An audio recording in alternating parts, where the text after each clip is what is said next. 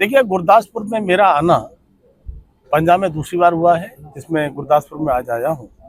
और ख़ास तौर से बाढ़ग्रस्त क्षेत्र और बाढ़ से पीड़ित जो ऐसे परिवार हैं, किसान परिवार हों या अन्य, उनको साथ बातचीत करके और क्या स्थिति उनकी है और अब तक का मूल्यांकन की स्थिति क्या है और उनके नुकसान का जायजा भी लेने, मौके पर देखने के लिए भी मैं इससे पहले लुधियाना गया था।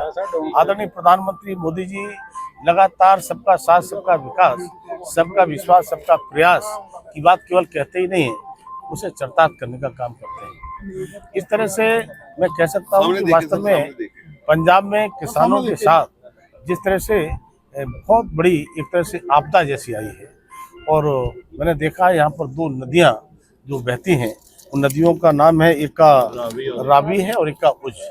तो दोनों नदियों का जो पानी एक साथ बनता है, अगर सच में इन नदियों के पानी बरसात आने से पहले इनकी ठीक प्रकार से बांध बने होते, इनकी मरम्मत हुई होती, इनकी सफाई हुई होती, तो शायद आज जो विकराल रूप देखने को मिला है, ये रूप देखने को नहीं मिलता।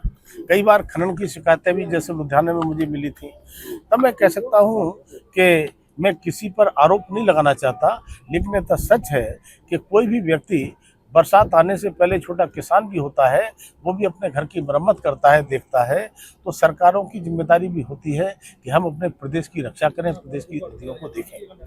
लेकिन यहाँ पर कहीं न कहीं चूक हुई है। तो चूक होने का कारण हुआ है कि किसान बहुत बड़ी तादाद में, पूरे पंजाब का जो आंकड़ा आया है, लगभग 4 लाख एकड़ भूमि या तो कट गई है या पानी भर के उसका पूरा नुकसान हुआ है।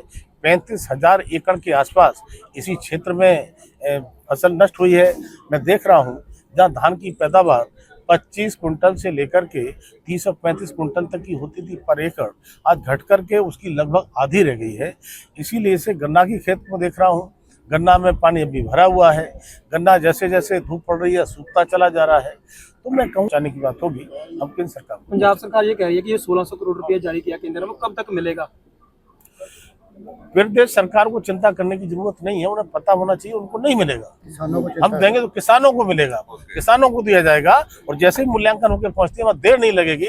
1600 करोड़ हम वो भी देंगे और मूल्यांकन के बाद में जितनी आवश्यकता पड़ेगी वो भी देंगे। आपको लगता है कि जांच होनी चाहिए, इसका जिम्मेदार कौन है, बाहर का अगर कोई अधिकारी है? बिल्कुल जांच होना चाहिए। मैंने तो लुधियाना में भी देखा था, लुधियाना में सतलुज नदी है, वहाँ पर एक जो जल संसाधन मंत्री हैं, उनके भाई ही वहाँ पर खनन कराते थे। वहाँ के लोगों ने विरोध किया और विरोध करते करते धरने पर बैठे, इसके बाद में भी नहीं माने और उस जगह पर 340 एकड़ का कटान हुआ है, जिसमें पूरा पॉपुलर का पेड़ भी बह के चला गया है। तब मैं सीधा सीधा आरोप नहीं लगाना चाहता, लेकिन जांच का विषय है, जांच हो, जांच में जो दोषी पाए जाए वो फिर